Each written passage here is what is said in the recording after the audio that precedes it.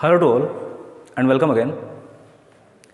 आगे हम Coelenterata Cnidaria का वर्गीकरण देखते हैं और इस फाइलम को हम निम्न 4 वर्गों में डिवाइड कर सकते हैं। पहला वर्ग आपका हो जाएगा हाइड्रोजोआ,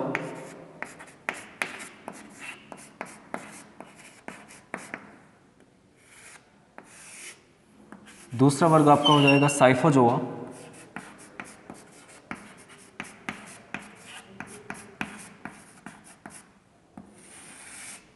तीसरा वर्ग हो जाएगा आपका क्यूबोजोआ, जो कि नया वर्ग है, इसे अभी अभी बनाया गया है क्यूबोजोआ, और चौथा वर्ग आपका हो जाएगा एंथोजोआ,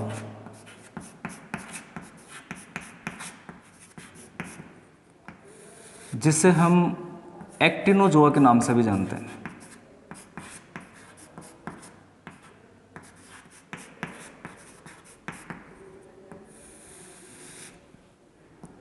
तो इन 4 क्लासों के अंदर हम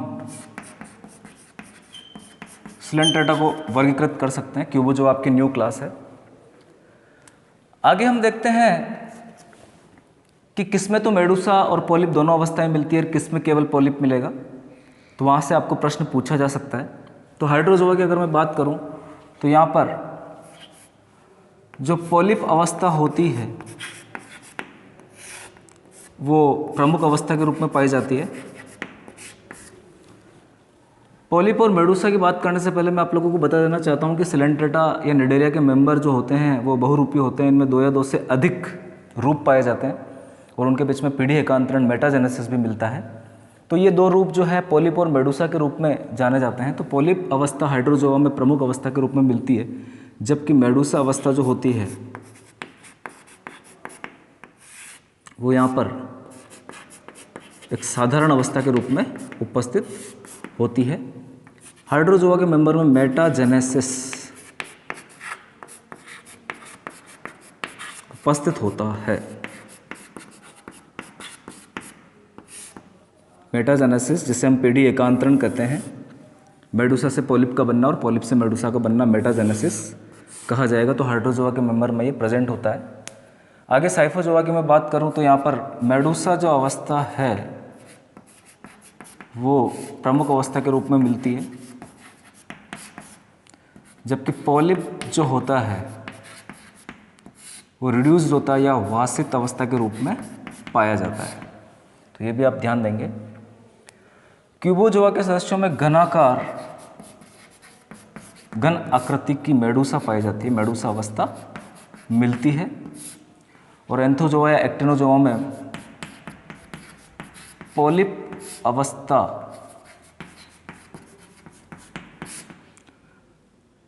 ही उपस्थित होती है, मेडूसा अवस्था जो होती है वो अनुपस्थित होती है। तो ये एक इम्पोर्टेंट फीचर है, आप यहाँ पर ध्यान देंगे। यहाँ से प्रश्न आपको पूछा जा सकता है कि कौन सी क्लास में केवल पॉलिप अवस्था पाई जाती है और मेडूसा अवस्था जो है वो अनुपस्थित होती है। तो एंथोजोआ या एक्टिनोजोआ क्लास में पॉलिप अवस्था पाई जाती है और मेडूसा अवस्था अनुपस्थित होती है। आगे मैं मिजेंट्री की बात करूं तो हाइड्रोजोआ के सदस्यों में जो मिजेंट्री संरचना है, मिजेंट्री एक झिल्लीबद्ध संरचना है, झिल्लीमय संरचना है जिसके द्वारा एलिमेंट्री कैनाल जो है वो एब्डोमिनल वॉल से जुड़ी हुई पाई जाती है। तो मिजेंट्री यहाँ पर अनुपस्थित होती है हाइड्रोजोआ के मेंबर में। शिशु पॉलिप में प्रेजेंट, साइफोजोआ में जो शिशु पॉलिप होता है उसमें उपस्थित होती है। क्यूबोजोआ में ये नहीं पाई जाती है और एंथोजोआ में बड़ी मिजेंट्री उपस्थित होती है।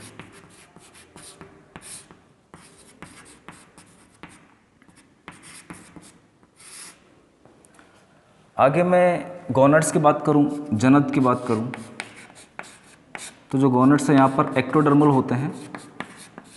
केवल हाइड्रोजोआ के जो गोनड्स हैं वही एक्टोडर्मल होते हैं, बाकी सभी में जो गोनड्स हैं वो एंडोडर्मल होते हैं, पाए जाते हैं।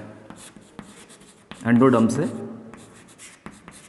व्युत्पत्तित होते हैं, एंडोडर्म से बनते हैं। मेसोग्लिया की मैं बात करूं, एक्टोडर्म और एंडोडर्म के बीच में यहाँ पर मेसोडर्म ने मिलकर मेसोग्लिया स्तर पाया जाता है। तो जो मेसोग्लिया, जो लसलसा स्तर है मेसोग्लिया का, जो केवल निडेरिया या सिलेंट्रेटा में ही पाया जाता है, वो यहाँ पर अकोशिकी मिलेगा। इसमें भी अकोशिकी होता है ये साइफोजोआ के मेंबर में। क्यूबोजोआ में इसमें अमीबोइड या अमीबाब कोशिकाएं पाई जाती है।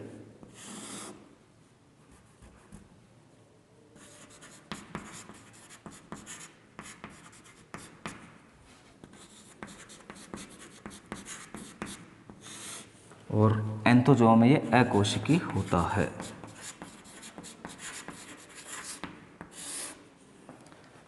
तो ये कुछ इंपॉर्टेंट फीचर हमने चारों क्लासों के देखे हैं। आप 1 बाय 1 अच्छे से इन्हें याद करेंगे कि कौन से क्लास में कौन सा फीचर पाया जाता है, कौन सा लक्षण मिलता है। आगे हम एग्जाम्पल्स की बात करते हैं और साथ ही उनके गण की भी बात करेंगे कि कौन से एग्जाम्पल का गण क्या है।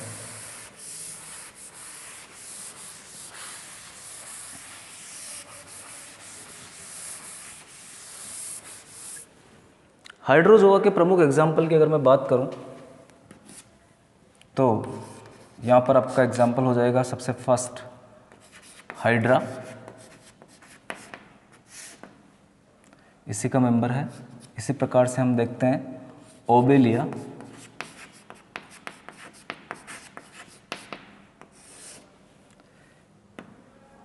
इन दोनों का जो गण होता है वो हाइड्राइडा है।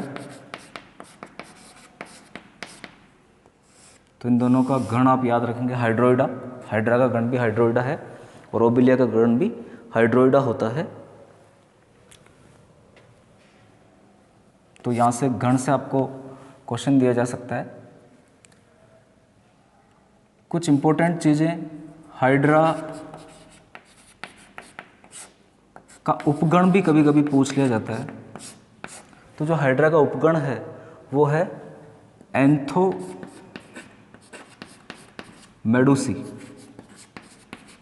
ये आप ध्यान रखेंगे। साथ ही ओबेलिया का जो उपगण है वो है लेप्टोमेडुसा या मेडुसी। तो कभी कभी यहाँ से भी आपको प्रश्न पूछा जा सकता है। एंथोमेडुसी हाइड्रा का उपगण है, सब ऑर्डर है, और ओबेलिया का उपगण लेप्टोमेडुसी हो जाएगा। हाइड्रा को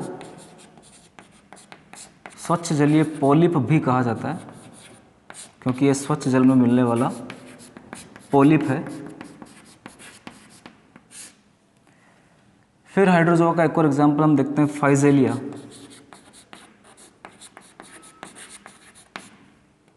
जिसे पुर्तगाल का नौ सैनिक भी कहा जाता है।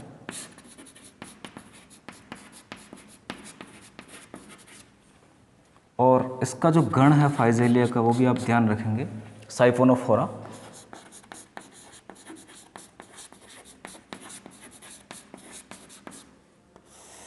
तो कभी कभी फाइजेलिया का गण भी पूछ लिया जाता है, साइफोनोफोरा।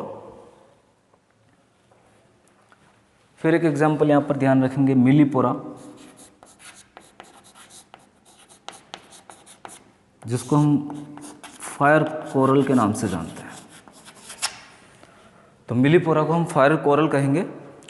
फायर कोरल भी आपसे पूछा जा सकता है। तो ये कुछ एग्जाम्पल हमने देखे हैं। फिर साइफोजोआ के एग्जाम्पल में हम बात करते हैं ओरेलिया, इसका फेमस एग्जाम्पल हो जाएगा ओरेलिया, जिसे हम कॉमन जेलीफिश भी बोलते हैं।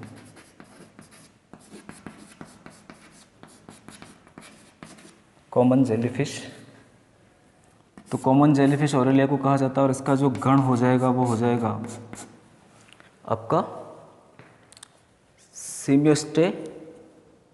सीमियोस्टेमिया।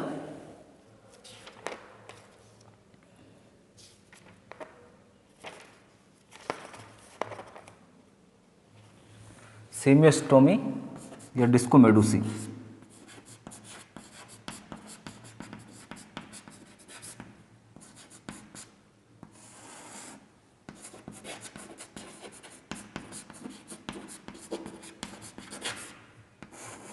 तो ये दोनों नाम आप लोगों को याद रखना है, सेमियोस्टोमी या disco medusae. Common jellyfish Aurelia का गण हो जाएगा। क्यूबोजोआ की मैं बात करूं तो क्यूबोजोआ में 4 पत्तियों जैसी संरचना मिलती है,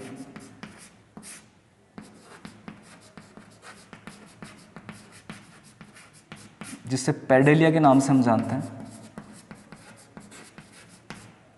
और इस पेडेलिया पर संस्पर्शक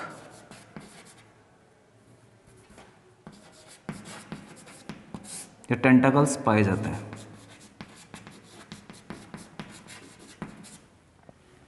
और इसका एग्जाम्पल है बॉक्स जेलीफिश कायरोनेक्स। कायरोनेक्स जिसे बॉक्स जेलीफिश कहा जाता है,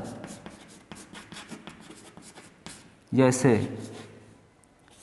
सी वास्प के नाम से भी जाना जाता है, समुद्री ततैया के नाम से भी जाना जाता है, क्योंकि कायरोनेक्स या बॉक्स जेलीफिश इतनी विषैली होती है कि इसका विष एक आदमी को मारने के लिए पर्याप्त है, और ये ऑस्ट्रेलिया के तटीय इलाकों में पाई जाती है। तो ये कायरोनेक्स बॉक्स जेलीफिश एग्जाम्पल आप याद रखेंगे। क्यूबोजोआ जो न्यू क्लास है उसका मेंबर है।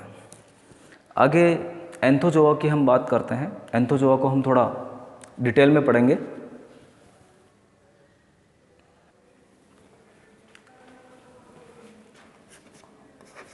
एंथोजोआ या एक्टिनोजोआ में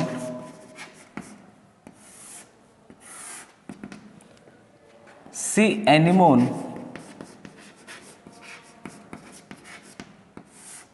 व कोरल को सम्मिलित किया जाता है।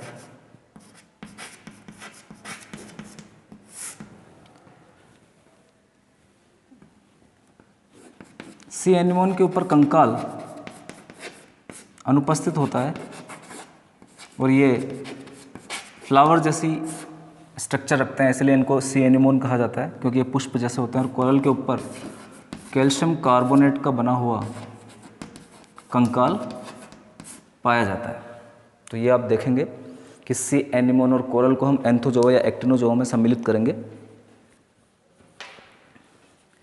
आगे मुख्य रूप से एंथोजोआ को हम 2 उपवर्गों में बांटेंगे, ऑक्टा कोरेलिया और हेक्सा कोरेलिया।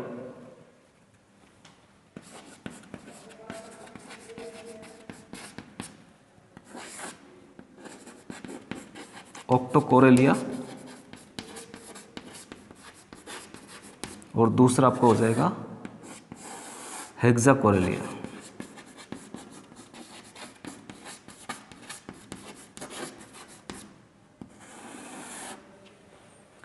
अब जो ऑक्टोकोरेलिया उपवर्ग है उसके कुछ इंपॉर्टेंट गण हमें पढ़ने हैं, तो वो इंपॉर्टेंट गण हम पढ़ लेते हैं। तब तक आप ये उतार लीजिए।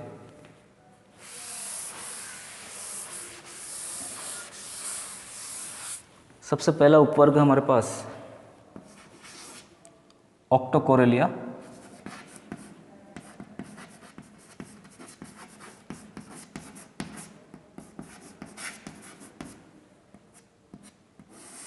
और इस ऑक्टोकोरेलिया का प्रमुख गण यदि हम देखें तो सबसे पहला गण आपका हो जाएगा स्टोलोनिफेरा।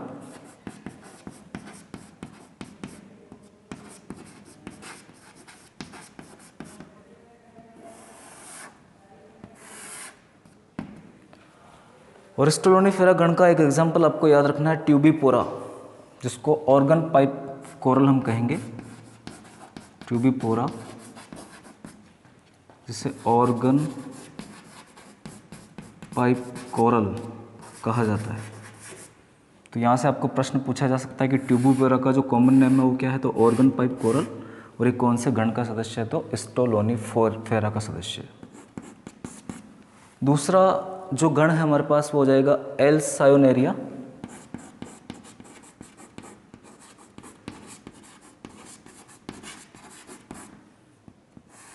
और एल्साइनेरिया का फेमस एग्जाम्पल हो जाएगा एल्साइनियम।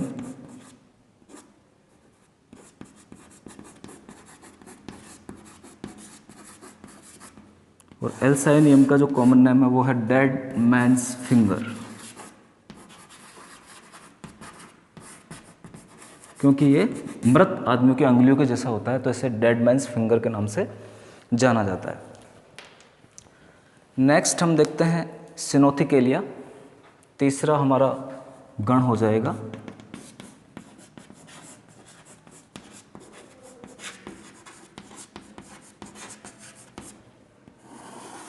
और इसमें ब्लू कोरल को रखा गया है, ब्लू कोरल।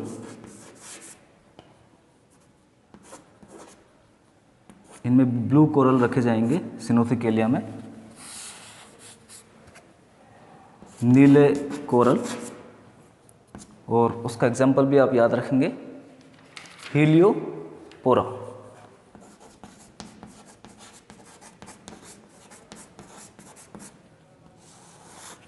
हीलियोपोरा आपका ब्लू कोरल का एग्जाम्पल हो जाएगा। नेक्स्ट हम बात करते हैं पेनेटुलेशिया। नेक्स्ट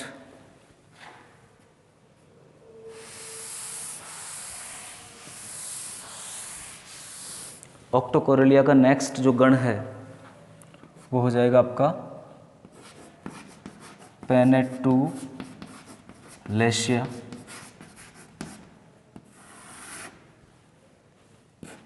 और इस पेनेटुलेशिया का जो मेंबर है वो आप याद रखेंगे पेनेट्रूला, जिसे हम सी पेन के नाम से जानते हैं। पेनेटुला जिसे सी पेन कहा जाता है। और एक एग्जाम्पल यहाँ पर और आप याद रखेंगे रेनिला, जिसे सी पानसी कहा जाता है। तो कॉमन नेम से भी प्रश्न पूछा जा सकता है और गण से भी प्रश्न पूछा जा सकता है कि पेनेटुला जो कौन से गण का मेंबर है, तो पेनेटुलेशिया का मेंबर है। और रेनिला जिसे सी पेंसी हम बोलते हैं वो कौन से गण से तो है, तो पेनेटुलेशिया गण से संबंध रखती है। नंबर बी, हेक्साकोरेलिया में हम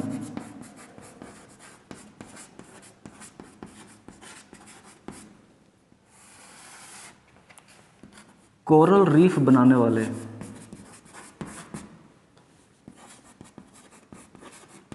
बड़े कोरल्स को यहां पर सम्मिलित करते हैं।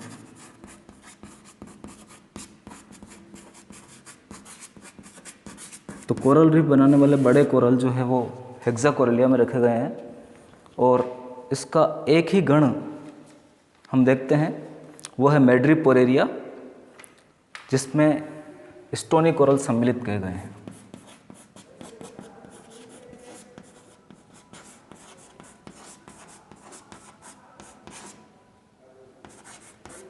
और मैड्रिपोरेरिया एक ही इम्पोर्टेंट गण है हेक्साकोरेलिया का, जिसमें स्टोनी कोरल्स या पत्थर प्रवाल सम्मिलित किए गए हैं।